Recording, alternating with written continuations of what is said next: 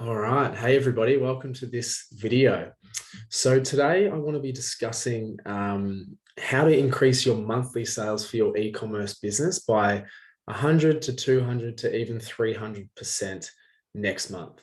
And it's a really, really important thing that a lot of people don't think about, a lot of people forego, and clearly don't put enough effort into. So it's really, really simple. I'm really looking forward to getting into it. Just before I do, a reminder, my brother and I started an e-commerce business a little while ago, now doing 500K a month in monthly revenues. And we now help other e-com brands scale their businesses. So if you're looking to get help with your business, have a look below, book an appointment, join the Facebook group, and let's have a chat. So let's get into it. So the number one thing that's going to help you increase your sales revenue in your e-com brand by 100, 200, or 300% next month is around the concept of repeat customers. This is something that is heavily, heavily underestimated and misunderstood in our industry. And it's something I really want to help you with your e-commerce brand.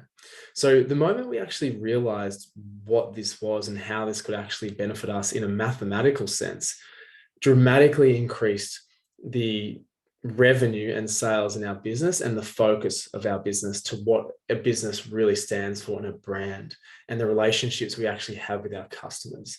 It was not obviously too late to understand this, but we did realize that quite a way down the actual customer journey and within our business.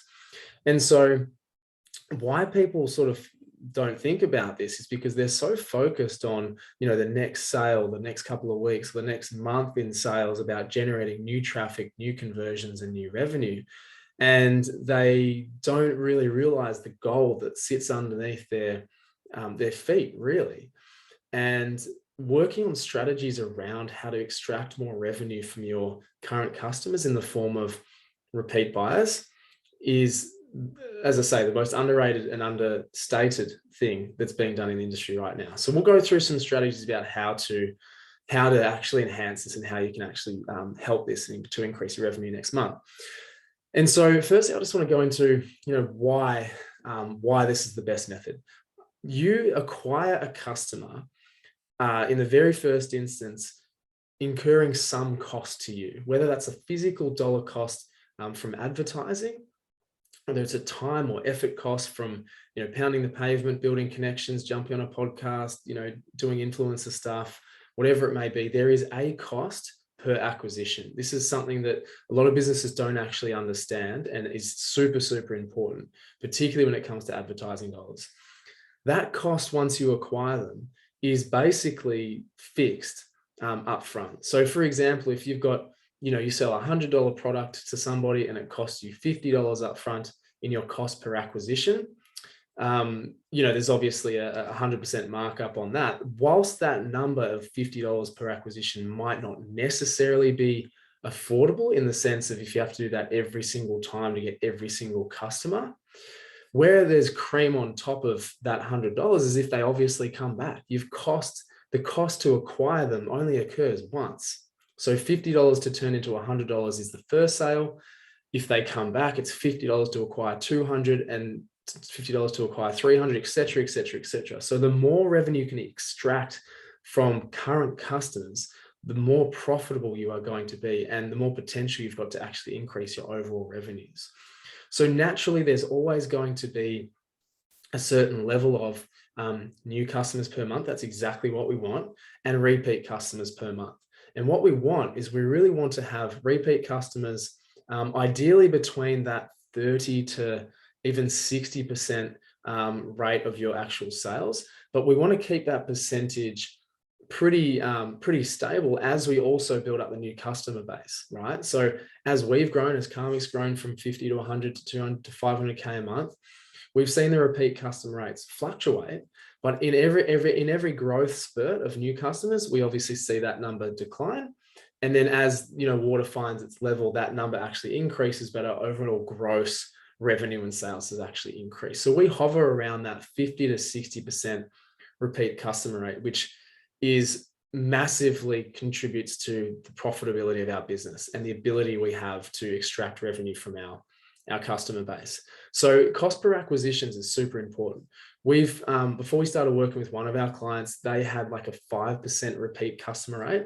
They were turning over about 80K in revenue per month. But because they were spending so much money to acquire new customers, they were relatively unprofitable, even making 80K a month. So what we were able to do was help them push up that repeat customer rate, even to like 8 to 9 to 10%, which still is just scratching the surface of what it should be. But by doubling that repeat customer rate, that alleviated a lot of the acquisition costs up front and made them more profitable. We actually helped them push to, over 100K a month within the following months. As mentioned with Karmic, we've had the ability to retain customers based on our model. And we'll go into some methods about how you can do this depending on what you're actually selling, what your business actually does. Obviously, the first one is cost per acquisition, acquiring them once. The second thing is it's easier, it's more enjoyable, and it's a lot more satisfying serving and servicing the same customers over and over. It's really satisfying. You can build relationships and get a lot out of that there. And that's the other side of the thing that we'll go into, is the relationship with the customers. Obviously, it's less work and a hell of a lot less cost. And so if you can really focus and knuckle down on focusing on your existing customers, building that up, then that's going to serve you very, very well in the long term. And obviously, it's going to be more profitable for you. So let's jump into the repeat customer rates, how to increase that, how you can start doing it for the next month to increase your revenues 100, 200, 300% plus next month. Let's jump into it. So the best way is to have a product or service that people are really, really satisfied with. Obviously, if people are happy with what you provide, what you sell, and it is something that they come back and buy from you again, either from themselves or somebody else, that is the best way, to have a raving fan of a customer. And that is generally created when your product is exceeding their expectations in some way, whether it's, the performance, the quality, the results, the benefit that they actually get from it. So for us, it's obviously we provide cold pressed juice cleansing. People are really satisfied with the experience that's provided through the quality of the product. And we get testimonials and reviews all the time around the quality of the juice. And so that creates extreme loyalty, that we are the best in our industry when it comes to that specific thing. And they come back time and time again. And so to give you a bit of an insight into our numbers, the month of April, we had a revenue of just under 300K, so 293K here, and a conversion rate of 8.27%. And our returning customer rate, apologies for the scrappy writing here, was 61.6%. And so that's at the higher end, obviously, of the threshold that we want. But as I said, we average between that 50 to 55 to 60%, which is still healthy as long as we're continuing to grow on top of that. Now, I would say that this is actually at this rate here because it was one of our lower months.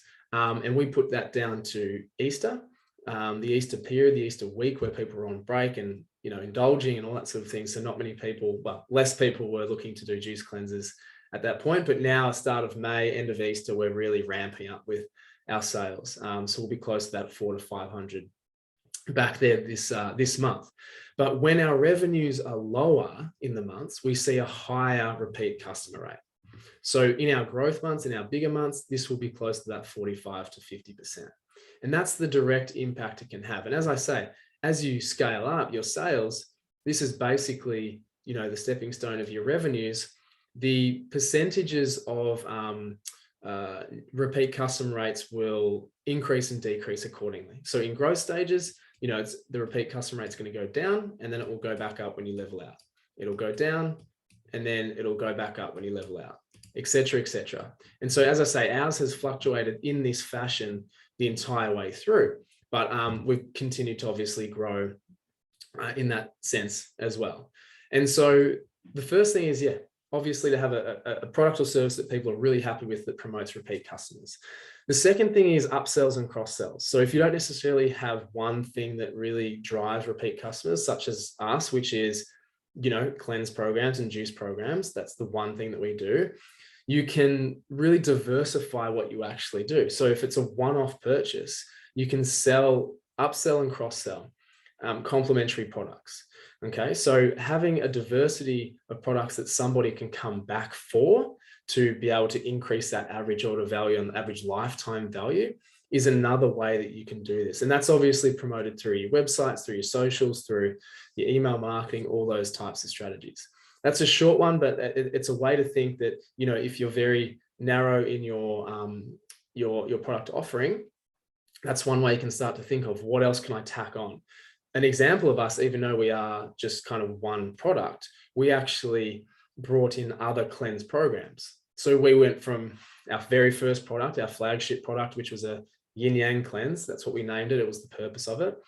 We came and created a liver cleanse. We created a gut health cleanse, a skin and immunity cleanse. And so we were tacking on these other products that people could come and try for whatever purpose they were actually thinking about. So they would come in with our flagship, and then they would cross over and try something else that they think they might like and might benefit them in a certain way.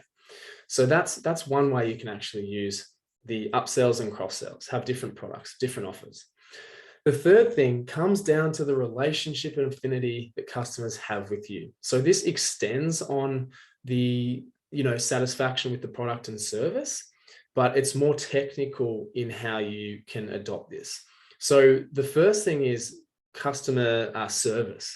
Like a massive one is customer service, building that relationship and that rapport. And I've spoken about this many times in other videos around building a genuine relationship with people, you know, asking them how their experience has been, asking them if there's anything you can improve, being humble enough to make iterations based on their feedback. We did that all the time. All the time, we were actually manually reaching out to people, asking them, you know, for feedback, asking them if they're all good, if they need something, you know, directing them to frequently asked questions and answering them ourselves, obviously. And this builds a real affinity. Okay. And so this is when people are going to come back and repeat. We also offered information around how often you should be, you know, juice cleansing.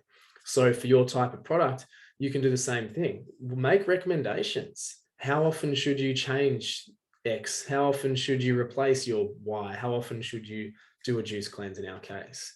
So by being in communication and building that affinity is going to be super, super important. And of course, the follow-up.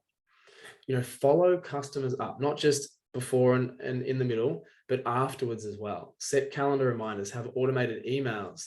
You know, that's why the win back emails have become so powerful in email marketing circles, is because it just reminds people of what they purchased. And if they had a good experience, they'll come back. It gives them ideas to gift or whatever to somebody else, the same experience that they had.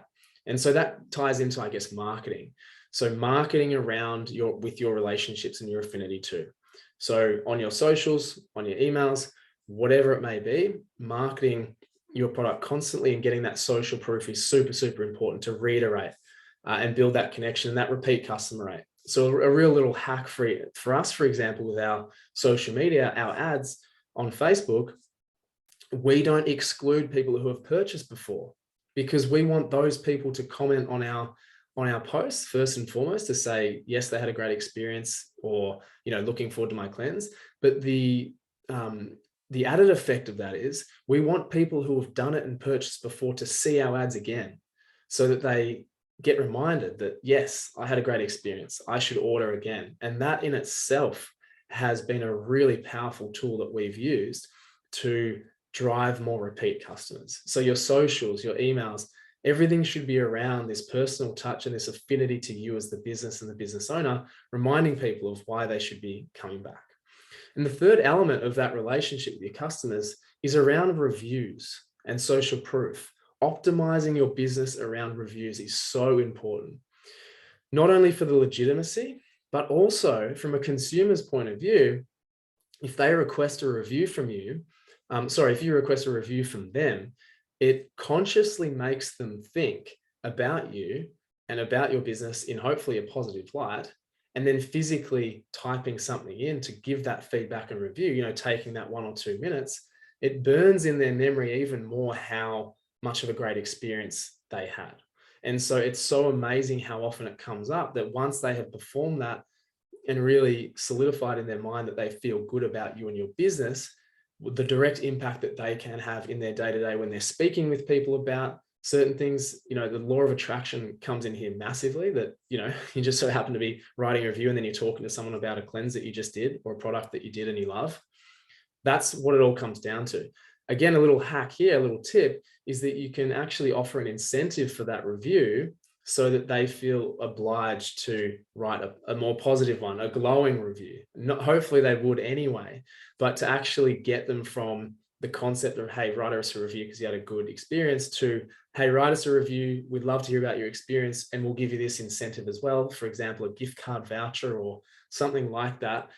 The possibility that they will do it, or the mathematical equation that they'll actually do it is far enhanced with that. So use whatever metrics you can or levers you can to ensure that you're getting the customer reviews. So that's going to be incentives around, positive light reaffirmation and hopefully, offering an incentive where it's affordable to do so.